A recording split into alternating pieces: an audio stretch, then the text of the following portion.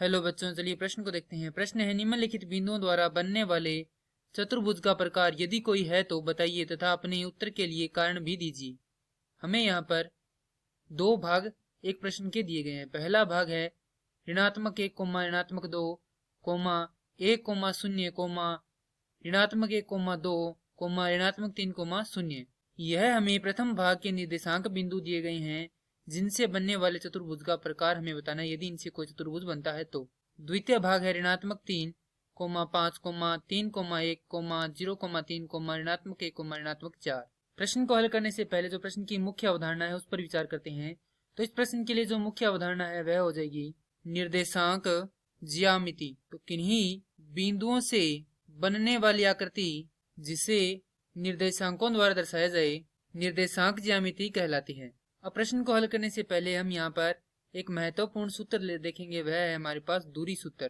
तो यहाँ पर लिखेंगे दूरी सूत्र होता है वर्गमूल x1 घटाव x2 का वर्ग योग y1 घटाव y2 का वर्ग। अब बिंदु दिया गया है तो सबसे पहले को हल करते हैं। तो बिंदु दिए गए हैं अर्थात निर्देशांक पहले बिंदु के, उसे मान लेंगे a बराबर ऋणात्मक 1 ऋणात्मक 2, b बराबर 1 0, c बराबर ऋणात्मक 1 2, d बराबर ऋणात्मक 3 0। अब सबसे पहले हम a व b के मध्य की दूरी ज्ञात करेंगे। तो यहाँ पर लिखेंगे a b बराबर वर्गमूल। अब हमारे पास x1 का मान क्या है, 1 है।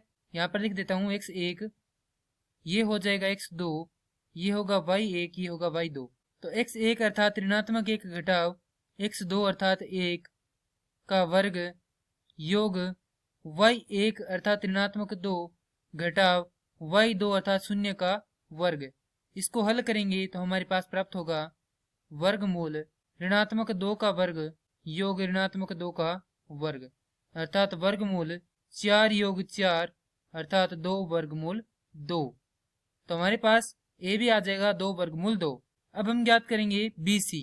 तो bc ज्ञात करेंगे तो हमारे पास x1 यह होगा, y1 यह होगा, x2 ये होगा और y2 यही होगा।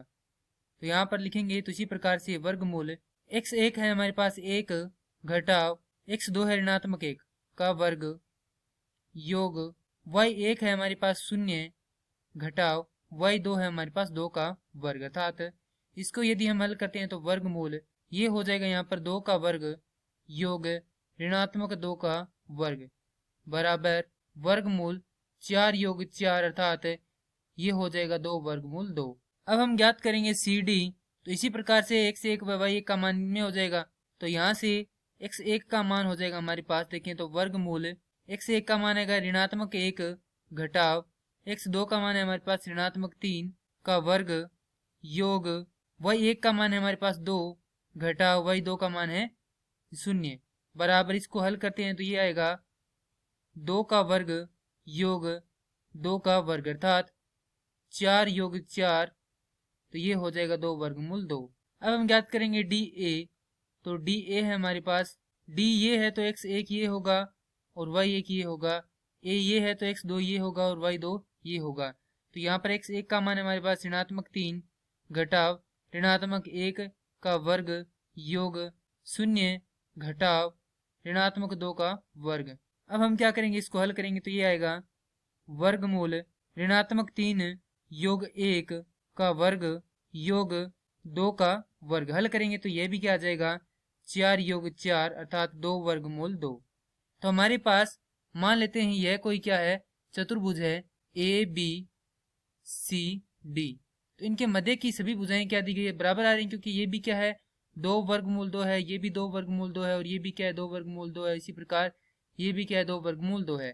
तो चारों ही 2 वर्गमूल 2 आ रही है। तो इस प्रकार की हमारे पास क्या आती है, 2 आकृतियां आती है। पहली आती है वर्ग और दूसरी आती है समचतुर्भुज। तो यदि हम यह देखें कि इस आकृति के यदि ये विकर्ण बराबर हैं दोनों, तो ये क्या होगा, वर्ग होगा। अगर इसके ये विकर्ण बराबर नहीं है तो ये क्या होगा, समबाहु चतुर्भुज अर्थात समचतुर्भुज होगा। तो विकर्ण क्या है इसके, AC व BD। तो सबसे पहले ज्ञात करेंगे यहाँ पर AC। तो यहाँ पर लिख देते हैं AC बराबर वर्गमूल A है हमारे पास ऋणात्मक 1 ऋणात्मक 2, तो ये हो जाएगा x1, ये हो जाएगा y1। अब इस बार x2 होगा C और y2 होगा C का, माफ कीजिए ये मान अर्थात 2। तो यहाँ पर मान रखेंगे तो x1 है हमारे पास ऋणात्मक 1 घटाव x2 है ऋणात्मक 1 का वर्ग योग y1 है ऋणात्मक 2 घटाव 2 का वर्ग। हल करेंगे तो प्राप्त होगा वर्गमूल ऋणात्मक 1 योग 1 का वर्ग योग ऋणात्मक 4 का वर्ग। तो ये हो जाएगा वर्गमूल 4 का वर्ग अर्थात 4। हमारे पास क्या आ जाएगा AC बराबर 4। अब हम ज्ञात करेंगे BD।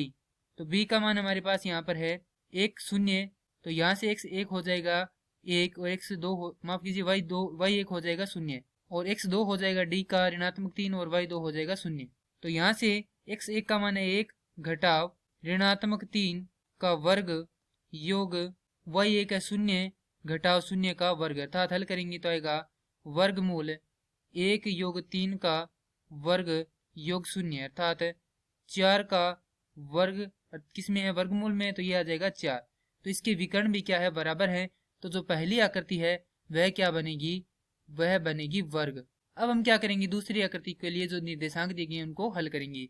तो पहले जो भाग है उसका उत्तर आ जाएगा वर्ग। अब हम हल करेंगे दूसरे को। तो हमारे पास जो द्वितीय है उसमें पहला निर्देशांक दिया गया ऋणात्मक 3,5, द्वितीय निर्देशांक है 3,1, तृतीय निर्देशांक है 0,3 और चतुर्थ निर्देशांक है ऋणात्मक 1, ऋणात्मक 4। तो पहले को मान लेंगे बिंदु को A बराबर ऋणात्मक 3,5, B बराबर 3,1, C बराबर 0,3 और D बराबर ऋणात्मक 1, ऋणात्मक 4।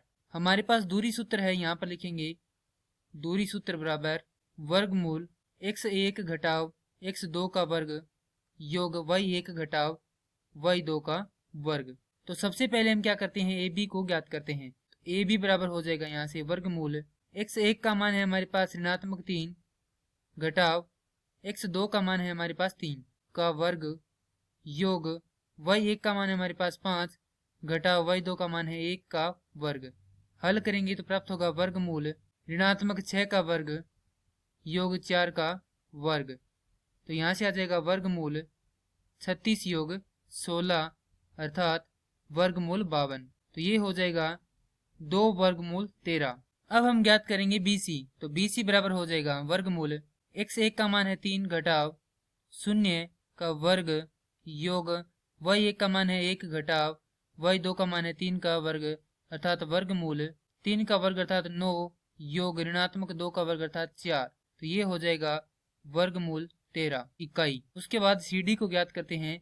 तो CD में x1 का मान है हमारे पास 0 घटाव D में यहाँ पर जो x2 का मान है वह हमारे पास ऋणात्मक 1, तो यहाँ पर लिखेंगे ऋणात्मक 1 का वर्ग योग C का मान है हमारे पास माफ कीजिए y1 का मान है 3 घटाव y2 का मान ऋणात्मक 4 का वर्ग बराबर हल करेंगे तो आएगा वर्गमूल 1 का वर्ग योग 7 का वर्ग। तो ये हो जाएगा वर्गमूल 50 इकाई।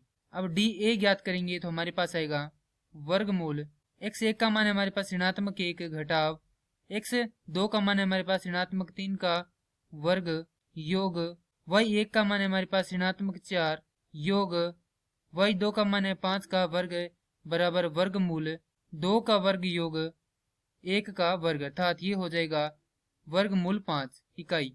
अब जैसा कि हम देख सकते हैं कि यहाँ पर क्या है चारों ही भुजाएं बराबर नहीं है अर्थात AB बराबर BC बराबर CD बराबर DA। तो ये चारों ही क्या है बराबर नहीं है। तो यहाँ पर क्या लगा दिया हमने बराबर नहीं का चिन्ह लगा दिया है क्योंकि ये चारों ही बराबर नहीं है। परंतु जैसा कि हम जानते हैं कि कोई भी चतुर्भुज है वह कितने बिंदुओं से बनकर मिलता है, 4 बिंदुओं अर्थात 4 भुजाओं से मिलकर बनता है। यानी कि चारों बिंदुओं को यदि हम मिला दें तो 4 भुजाएं आएगी, तो ये 4 बिंदुओं से मिलकर बनता है। तो यहाँ से हम लिख सकते हैं कि ये क्या है ये एक विषमबाहु चतुर्भुज है। तो हमारे प्रश्न का जो द्वितीय भाग है उसका उत्तर हो जाएगा विषमबाहु चतुर्भुज और प्रथम भाग का उत्तर हो जाएगा वर्ग। मैं आशा करता हूँ कि यह प्रश्न आपको समझ में आया होगा। धन्यवाद।